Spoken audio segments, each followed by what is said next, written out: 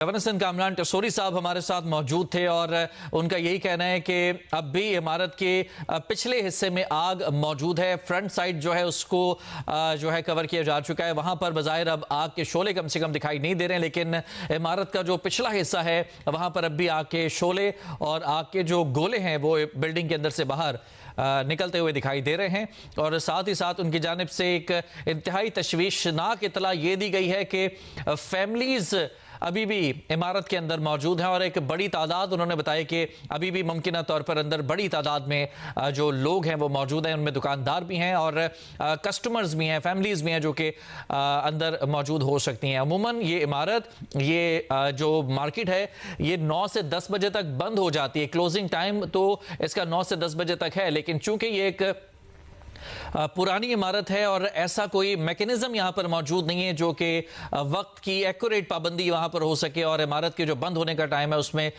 फौरी तौर पर बंद किया जा सके। जो कस्टमर्स इमारत के अंदर मौजूद होते हैं वो अपनी शॉपिंग मुकम्मल करके ही बाहर निकलते हैं। जो एंट्रेंस है उसको यकीनन बंद किया जाता है जब क्लोजिंग टाइम होता है, लेकिन जो कस्टमर्स, जो ख़रीदार इमारत के अंदर मौजूद होते हैं वो वक्त लेते हैं बाहर निकलने में। तो अमूमन उनको बाहर निकलने में काफ़ी टाइम लग जाता है। और आज चूंकि सैटरडे है, हफ्ते का दिन है और जो शॉपिंग है वो आम दिनों से कुछ ज़्यादा होती है। जो कल छुट्टी का दिन है, इसलिए लोग कोशिश करते हैं कि आज के दिन को ज़्यादा से ज़्यादा अवेल किया जाए। इसी वजह से ये जो खदशा है वो है कि फैमिलीज ज़्यादा तादाद में अंदर हो सकती हैं। कमर अली मस्तूई हमें ज्वाइन कर चुके हैं, हमारे नुमाइंदे। कमर, इस वक्त वहाँ पर क्या सूरत हाल दिखाई दे रही? जो सामने वाला हिस्सा है, जना रोड की साइड का हिस्सा है, वहाँ से इतलात आ रही हैं कि वहां पर तो शोले नहीं है, लेकिन जो बैक साइड है ये पता चला है कि वहां पर अब भी आग के शोले दिखाई दे रहे हैं, वहां पर अब भी ऑपरेशन जारी है। ग्राउंड पर एक्चुअल अब ताजा तरीन सूरत हाल है, क्या है, बताइएगा।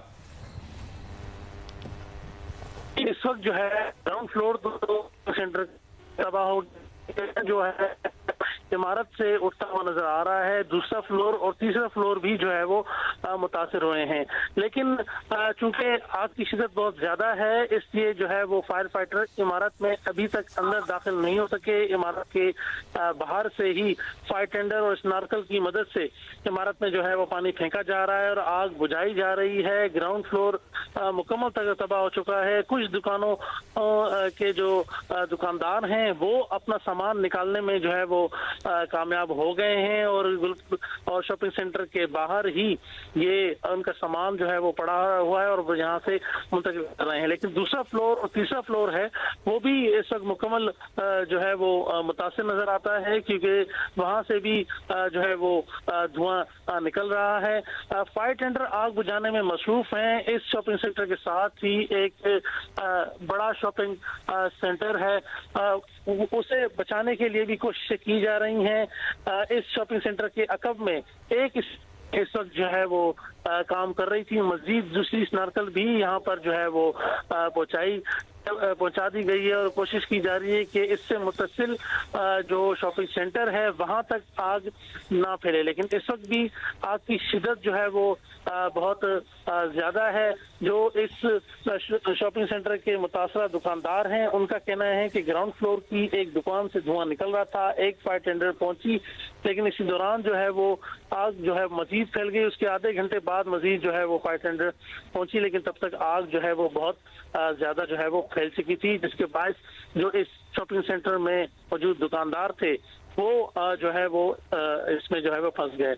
अभी जो है वो फायर आग बुझाने में मसरूफ है, लेकिन आग की शिद्दत अभी भी ज्यादा है। ग्राउंड फ्लोर पर तो बज़ाहिर नजर आ रहा है कि दुकानों जो है वो मुकम्मल आतिशज़दगी के बायस जल गई हैं, लेकिन दूसरे और तीसरे फ्लोर से जो है वो धुआं तो उठता हुआ नजर आ रहा है, लेकिन अंदर की सूरत हाल अभी तक क्लियर नहीं है, क्योंकि फायर टेंडर अंदर जो है वो दाखिल नहीं हो सके।